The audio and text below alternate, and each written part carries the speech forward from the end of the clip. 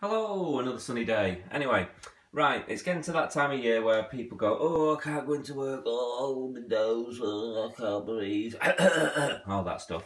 Anyway, forget Lemsip, forget all that rubbish. What you need is honey and lemon. That's the simple explanation as to what this is all about. That's really, really, really, really good honey. That's infused with bee pollen. So that's the real smart stuff. All I've done is that's hot water, and what I'm going to add to that is lemon. A freshly squeezed lemon would be better than that concentrated stuff from Asda, but what can you do?